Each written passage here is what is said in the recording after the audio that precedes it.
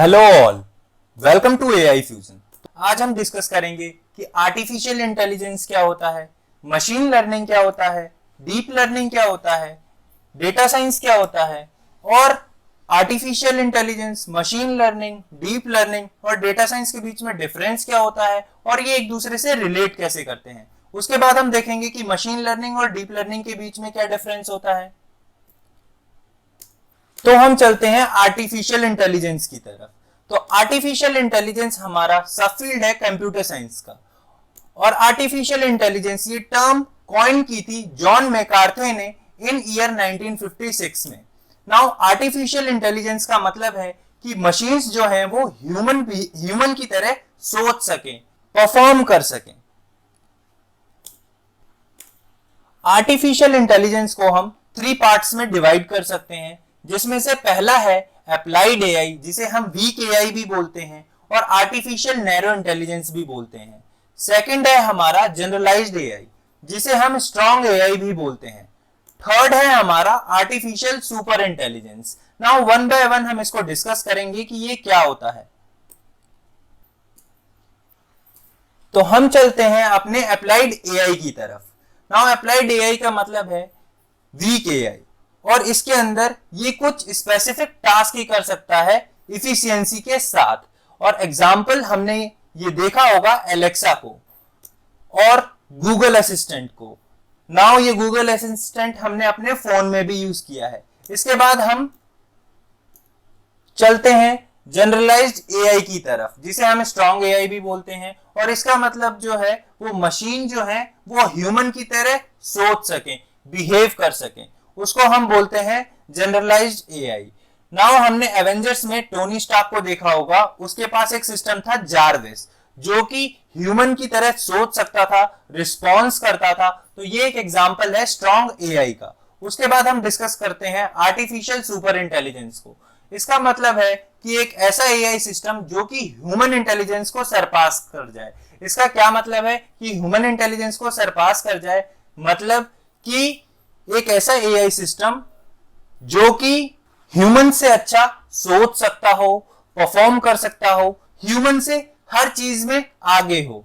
इसका एग्जाम्पल है, हमने बहुत सारी मूवीज देखी हैं जिसमें जो रोबोट्स हैं वो पूरी अर्थ पे कंट्रोल कर लेते हैं, ह्यूमंस पे कंट्रोल कर लेते हैं। जो बड़े बड़े साइंटिस्ट हैं वो इसी से डरते हैं, आर्टिफिशियल सुपर इंटेलिजेंस से, कि इन फ्यूचर ह्यूमन कोई ऐसा एआई सिस्टम बनाएगा जो कि ह्यूमन पे ही कंट्रोल कर लेगा, तो वो इसे ह्यूमन के लिए डेंजर समझते हैं।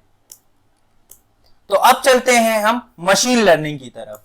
नाउ मशीन लर्निंग जो है हमारा वो सबसेट है एआई का, और जो मशीन लर्निंग टर्म है ये कॉइन की थी आर्थर सैमुअल ने इन ईयर 1959 में। नाउ मशीन लर्निंग में हम क्या करते हैं, अपने डेटा को ट्रेन करते हैं, अपने डेटा सेट को ट्रेन करते हैं, और उसके बाद हम उसके बेसिस पे प्रिडिक्शंस करते हैं और अपने सिस्टम को ऑप्टिमाइज करते हैं। नाउ जो हमारा मशीन लर्निंग है इसको भी हम 3 पार्ट्स में डिवाइड कर सकते हैं। पहला है सुपरवाइज्ड लर्निंग, दूसरा है अनसुपरवाइज्ड लर्निंग और तीसरा है रेनफोर्समेंट लर्निंग। अब चलते हैं हम सुपरवाइज्ड लर्निंग की तरफ। सुपरवाइज्ड लर्निंग में हमारे पास होता है लेबल डेटा।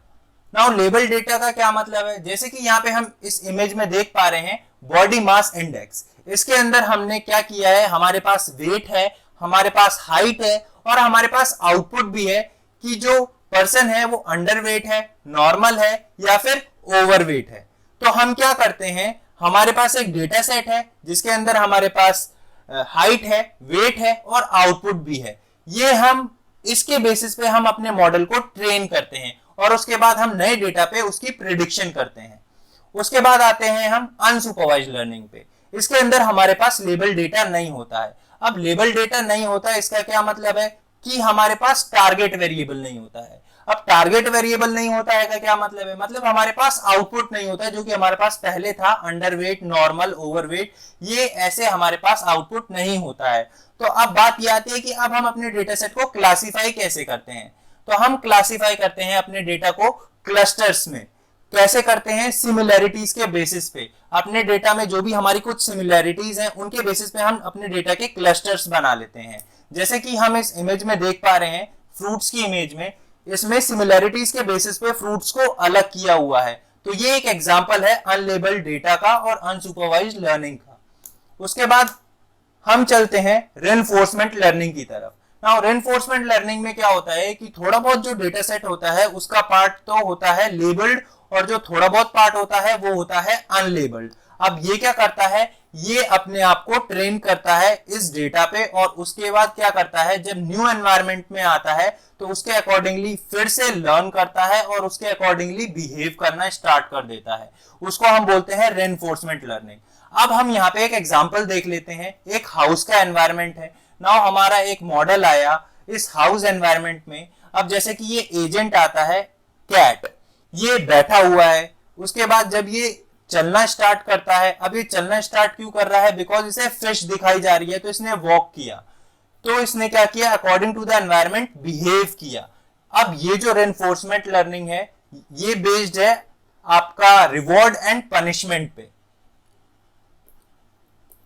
अब हम चलते हैं डीप लर्निंग की तरफ।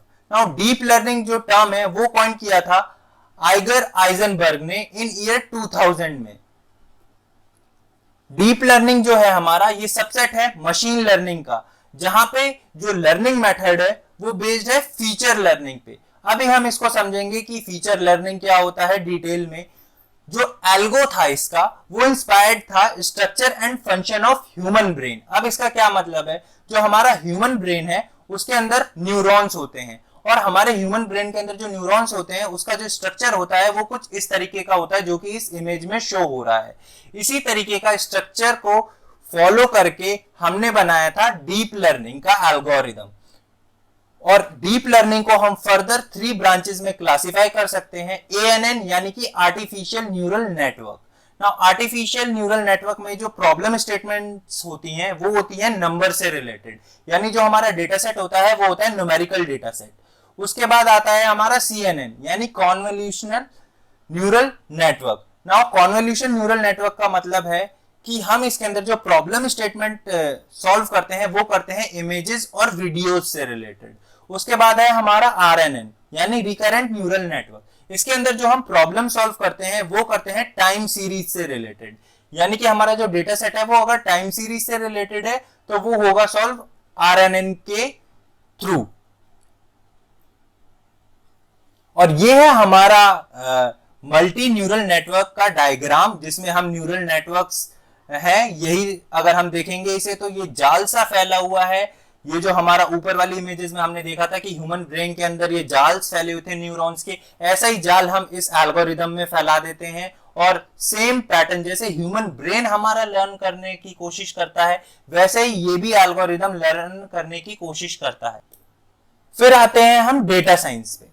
नाउ डेटा साइंस के अंदर क्या होता है, हमारे पास डेटा सेट होता है। उस डेटा सेट्स में से हम क्या करते हैं, उस डेटा सेट को एनालाइज करते हैं और उस डेटा सेट को एनालाइज करके हम उस पे कुछ एक्शंस परफॉर्म करते हैं। नाउ हम ये इसके लिए एक सेपरेट वीडियो बना देंगे कि डेटा साइंस के अंदर कैसे कैसे हमें प्रोजेक्ट्स करने होते हैं, उस प्रोजेक्ट की जर्नी क्या होती है फ्रॉम स्क्रैच। इसके लिए हम एक सेपरेट वीडियो बनाएंगे।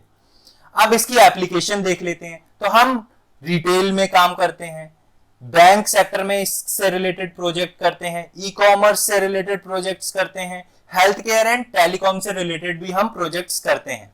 और ये है डेटा साइंस का पूरा स्ट्रक्चर जिसको कि हम एक सेपरेट वीडियो में डिस्कस करें। फिर आते हैं हम AI, ML, DL and DS के बीच के डिफरेंस की। तो सबसे पहले हम बात करते हैं AI की। तो जो AI है, जैसे कि हमने सबसे स्टार्टिंग में बात की थी जब हम आर्टिफिशियल इंटेलिजेंस को डिस्कस कर रहे थे कि इसका जो मेन गोल होता है वो यही होता है कि एक AI एप्लीकेशन क्रिएट करना, जैसे कि एलेक्सा हो गया, गूगल असिस्टेंट हो गया, ये सारी क्या है AI एप्लीकेशन है। जैसे कि सेल्फ ड्राइविंग कार्स हो गई, ठीक है, ये सारी हमारी AI एप्लीकेशन है। फिर आता है मशीन लर्निंग जो कि आर्टिफिशियल इंटेलिजेंस का सबसेट है और ये हमें प्रोवाइड करता है स्टैटिस्टिकल टूल्स जिससे कि हम अपने डेटा को एक्सप्लोर कर सकें। नाउ उसके बाद आता है हमारा deep learning. Now deep learning के अंदर हमारे पास हम जो परफॉर्म करते हैं, एल्गोरिदम यूज करते हैं, उसका स्ट्रक्चर होता है मल्टी न्यूरल नेटवर्क आर्किटेक्चर।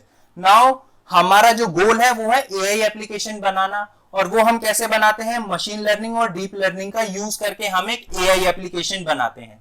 हमारा मेन गोल है एआई एप्लीकेशन बनाना, चाहे हम मशीन लर्निंग यूज करें या फिर हम डीप लर्निंग यूज करें। और आगे हम डिस्कस करेंगे कि हम मशीन लर्निंग कब यूज करें और डीप लर्निंग कब यूज करें।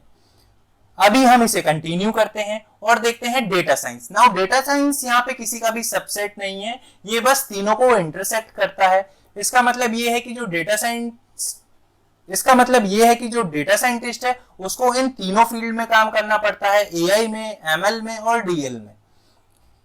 और इसके साथ साथ उसको mathematical tools, statistics, linear algebra, probability, ये भी चीजें आनी चाहिए, बिकॉज जो डेटा साइंटिस्ट है उन्हें इन सब चीजों की भी जरूरत पड़ती है। तो अब हम चलते हैं अपने मशीन लर्निंग और डीप लर्निंग के बीच के डिफरेंस पे। तो जो हमारा मशीन लर्निंग होता है उसमें जो ट्रेनिंग टाइम है वो कम लगता है, लेकिन जो डीप लर्निंग है उसमें जो हमारा ट्रेनिंग टाइम है वो ज्यादा लगता है। जो हमारा मशीन लर्निंग है उसमें जो टेस्टिंग टाइम है वो हमारा ज्यादा लगता है, लेकिन जो डीप लर्निंग है उसमें जो टेस्टिंग टाइम है वो कम लगता है। अब ये जो हम डायग्राम देख रहे हैं इससे हमें क्या समझ में आ रहा है, लेफ्ट साइड में है परफॉर्मेंस का और राइट साइड में है अमाउंट ऑफ डेटा। अब इसका क्या मतलब है, मतलब y एक्सिस पे है परफॉर्मेंस और x एक्सिस पे है अमाउंट ऑफ डेटा। तो हम जैसे कि देख पा रहे हैं कि जैसा जैसा हमारा डेटा बढ़ रहा है तो एक सर्टेन अमाउंट ऑफ डेटा के बाद हमारी जो परफॉर्मेंस है वो डीएल की ज्यादा अच्छी आ रही है और एमएल की कम अच्छी आ रही है। तो इसका क्या मतलब निकलता है, इसका मतलब ये है कि जब हमारे पास स्मॉल डेटा है तो हमें मशीन लर्निंग चूज करना चाहिए, क्योंकि जो हमारा मशीन लर्निंग है उस वक्त अच्छा परफॉर्म करेगा। लेकिन जैसे जैसे हम अपने डेटा सेट को इंक्रीज कर रहे हैं तब हमें डीप लर्निंग चूज करना चाहिए, क्योंकि तब हमारा डीप लर्निंग अच्छे से वर्क करेगा। और एक बार हम डिफरेंस देख लेते हैं अपनी क्लासिक प्रोग्रामिंग में, मशीन लर्निंग प्रोग्रामिंग में और डीप लर्निंग प्रोग्रामिंग में। तो हम क्लासिक प्रोग्रामिंग में क्या करते हैं, इनपुट देते हैं, कंडीशंस देते हैं और उसके बाद आउटपुट जनरेट करते हैं। मशीन लर्निंग में हम क्या करते हैं कि इनपुट देते हैं और ट्रेंड डेटा सेट देते हैं और उसके बेसिस पे हम प्रेडिक्शन करते हैं। और डीप लर्निंग में हम इनपुट देते हैं और ज्यादा ट्रेंड डेटा सेट देते हैं और उसके बेसिस पे हम प्रेडिक्शन करते हैं। तो आज की वीडियो में बस इतना ही। Again thank you all for watching this video.